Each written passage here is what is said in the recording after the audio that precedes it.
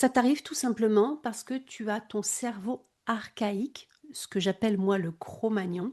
Sa mission, c'est de te maintenir en vie, et de s'assurer de ta survie. La survie de l'espèce, c'est sa mission à lui.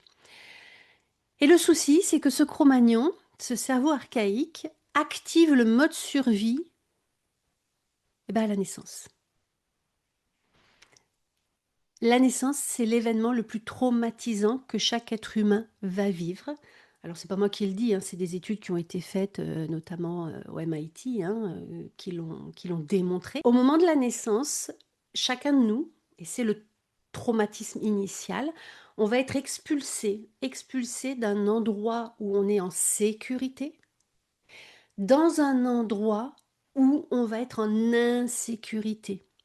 Donc d'un environnement connu, d'un terrain connu, où je me sens bien, où je suis en sécurité, au chaud, nourrie, j'allais dire blanchie, mais c'est une expression, nourrie, blanchie. Enfin, je suis vraiment bien. Et à un moment que je n'ai pas décidé, je vais être expulsée, contraint, et je vais devoir passer par un passage étroit, dans lequel je vais être, heu contraint, contorsionné et je vais, et pour beaucoup, pour nous tous, en fait, c'est l'événement le plus traumatisant et cette mémoire, donc cet événement, on va le garder en mémoire.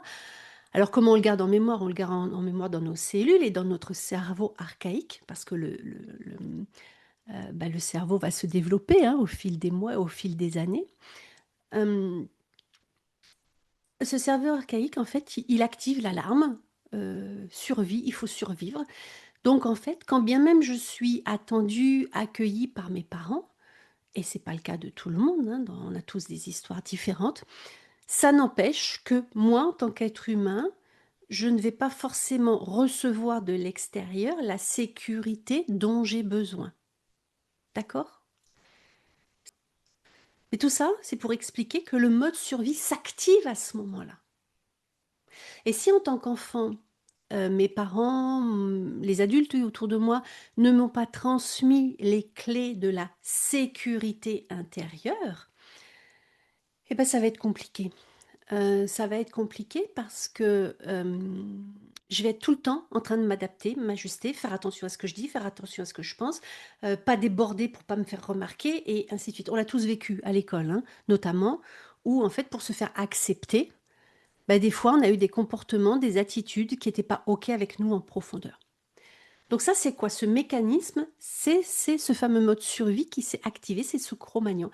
Parce que pour Cro-Magnon, hem, la pire des choses, c'est d'être expulsé du groupe.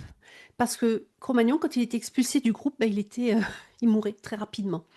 Donc en fait, c'est pour ça que des fois, quand je suis en société, quand je suis dans un groupe, je vais avoir des comportements que je n'ai pas forcément quand je suis toute seule. Hein, quand on parle de phénomène de groupe, ça s'explique comme ça.